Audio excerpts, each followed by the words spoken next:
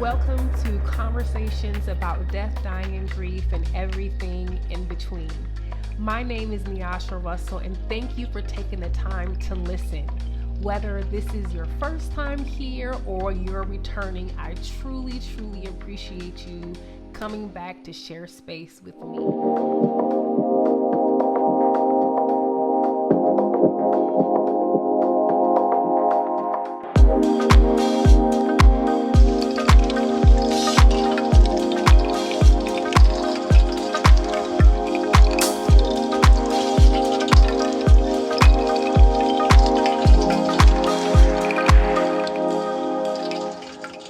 Part 1, my very first YouTube video, by the way, I share how this channel came to be. I talked about my hesitation, what finally pushed me to start, and what you can expect from being a part of this community.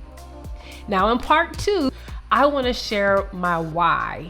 Why am I passionate about this work, and how did I land here in this space?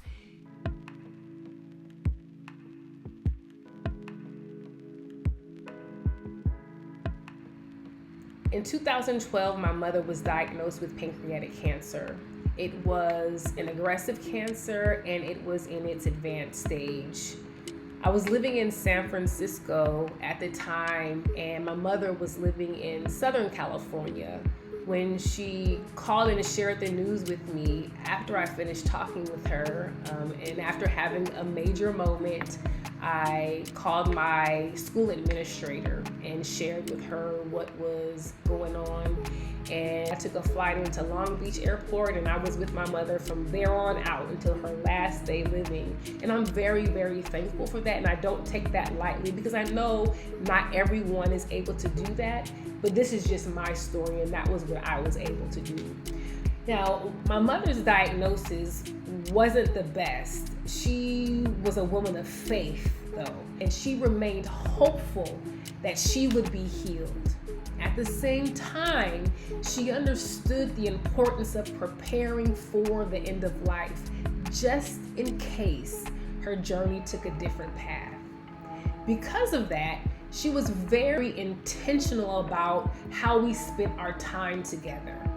We went to counseling. She went for her personal issues, and I went for my stuff. And I also went to wrap my mind around her diagnosis. We crossed off bucket list items. We traveled, talked about everything, prayed, laughed, cried. We journaled together so I would have her motherly wisdom in the event that she didn't make it. And my mother also prepared me for what life would be like after she was gone. And so she got her affairs in order, and she left me explicit instructions on how to close the chapters of her life. My mother was a nurse, and she really tried to prepare me as much as she could for how she would respond to the cancer physically. And not only did she try to prepare me in that way, she also had shared that hearing is believed to be the last sense to go. And when she shared that with me, she's asked me not to stop talking to her until she took her last breath. She shared that, I may not be able to respond to you. You may not think that I may be able to hear you. She said, but I believe that I'm going to be able to hear everything that you say. And she said, in so many words, essentially that she believed that it would be comforting for us, myself, my grandmother, whoever was going to be there at the time, to be able to talk to her until she took her last breath. And that was something that I honored, and that was a promise that I kept. Now, my mom lived 8 months after her diagnosis. And again, those 8 months, everything we did, talked about, and experienced really became the foundation for a lot of things. But it was my mother's final days, the last week, the last days, the last hours, that really set me on the larger path of end-of-life work. As I mentioned, my mother, she lived 8 months, and towards the end of her cancer diagnosis, about 2 weeks before she died, she entered into hospice. And our hospice nurse prepared us for what to expect. We had the pamphlets, and we talked about things. We had the phone number. We could call and ask questions. And I really felt like we were prepared for the most part. At the time, I didn't really understand what was happening, really. Like, I didn't think that my mother was dying.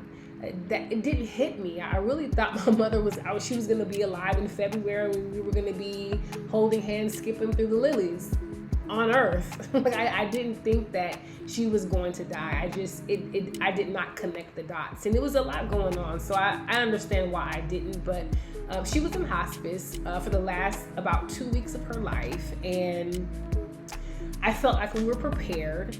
On the night of December 30th, my mother's breathing changed, and my grandmother and I knew that it was time. My grandmother and I honored my mother's last wishes, and we took turns talking into my mother's ear and letting her know that everything was going to be okay, that we were thankful for her, that she was appreciated, that we loved her, that we would move forward, that I would be okay, just to let her know that it was okay for her to release. It was okay for her to go, and that she would be fine, and that we would be fine as well. We did not stop talking to her until she took her very last breath. As painful as that experience was, it was the most beautiful experience that I've ever had. And I'm so thankful that I had the opportunity to journey with my mom and to be there when she transitioned.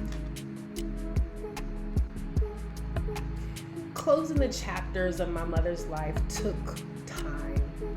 I was her only child, so I was responsible for everything on top of recalibrating, grieving, and figuring out what life would look like without her.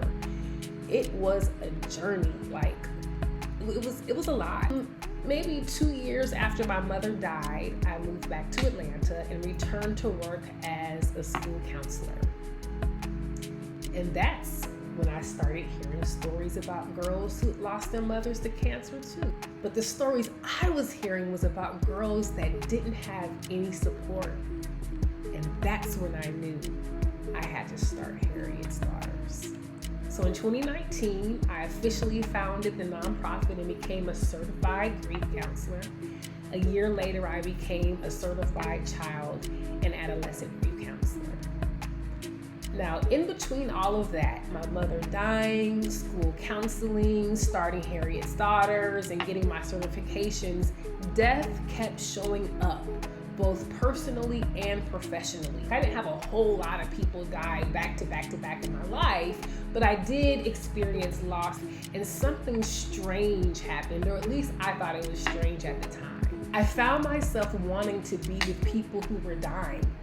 I wanted to be a supportive and calming presence, especially for people that were dying alone, for those without family, for those who felt lonely, scared, or forgotten.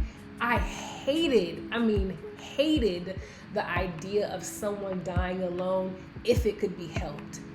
I also wanted to support families, offering respite, answering questions, and really just being a supportive presence.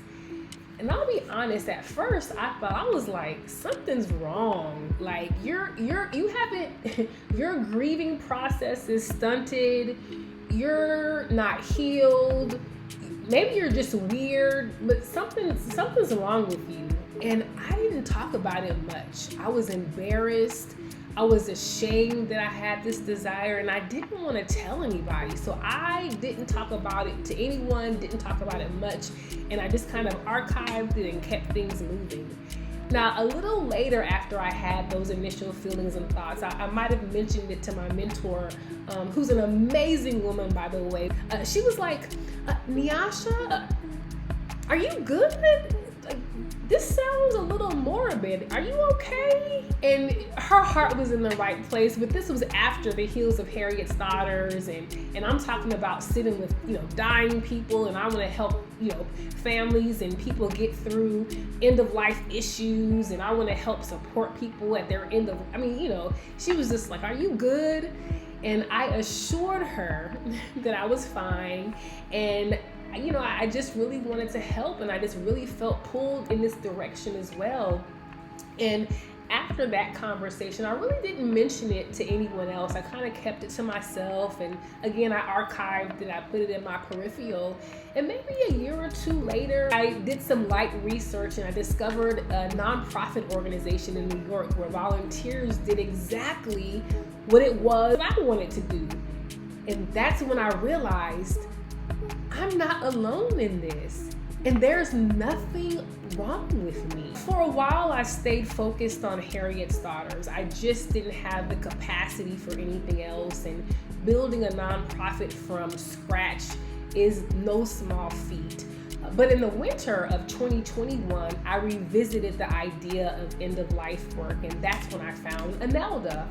It's an acronym for International End-of-Life Doula Association. I trained with them in the summer of 2021, and I met over maybe about 65 people from mostly the United States. There might have been a couple other people, other folks from other places, but 65 folks that lived here, who felt called to do the same work.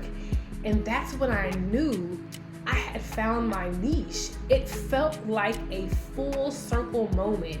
Death, dying, and bereavement, grief and loss, that's my space.